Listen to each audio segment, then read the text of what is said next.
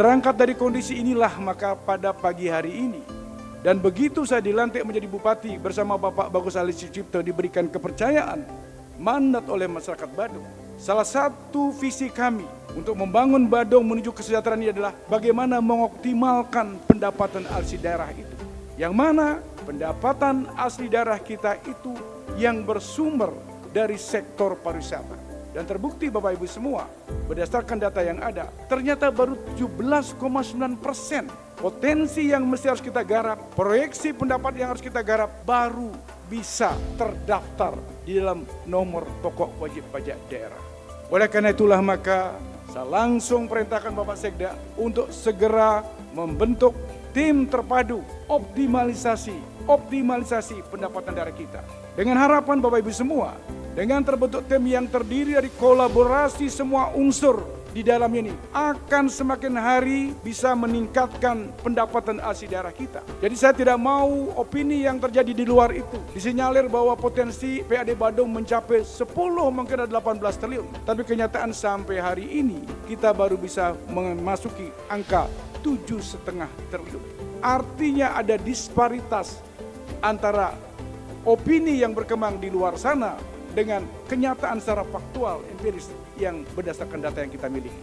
Untuk itulah maka saya selaku bupati dalam hal ini melihat perlu ada satu intervensi yang harus kita lakukan bersama-sama. Kenapa kita harus melakukan secara kolaboratif dalam hal ini? Karena saya menyadari bahwa apa hasil daripada PAD itu sendiri, semua yang saya lihat hadir hari ini, semua yang menikmati daripada PAD itu sendiri. Oleh karena itulah kita harus bertanggung jawab bersama-sama dari bupati, wakil bupati, sekda dan seterusnya. Termasuk yang paling bawah adalah seluruh kepala lingkungan, kepala dusun yang ada di Badung ini untuk bersama-sama menyatukan barisan, menyatukan visinya. Bagaimana caranya kita untuk meningkatkan, melakukan optimalisasi pendapatan asli daerah kita ini. Kalau kita ingin daerah ini akan berkembang maju, daerah ini akan semakin maju sebagaimana harapan masyarakat Badung. Ini yang perlu saya sampaikan kepada Bapak Ibu semua. Jadi kita tidak sekedar berkumpul di sini, tidak sekedar kita membentuk tim. Data empiris menunjukkan bahwa secara filosofi ternyata memang kondisi kita seperti itu. Secara fungsional, kelembagaan memang inilah tugas daripada Badan Pendapatan Daerah. Tapi di dalam melakukan optimalisasi tidak salah kalau kita melakukan secara kolaboratif semua unsur-unsur yang ada di Kabupaten Badung.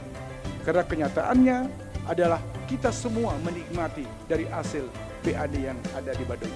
Nah, oleh karena itulah maka mulai saat ini, mulai dibentuk dengan tim terpadu ini, saya minta kepada seluruh jajaran yang masuk di dalam tim ini agar menyamakan persepsi dulu. Persepsi kita adalah bagaimana? Meningkatkan pendapatan asli daerah Kabupaten Badung. Saya selaku bupati akan ngambil kebijakan, saya akan belikan rata kepada seluruh komponen yang ada di Badung, termasuk perbekal, termasuk kalian dusun, termasuk kepala lingkungan, dan seterusnya, dan seterusnya.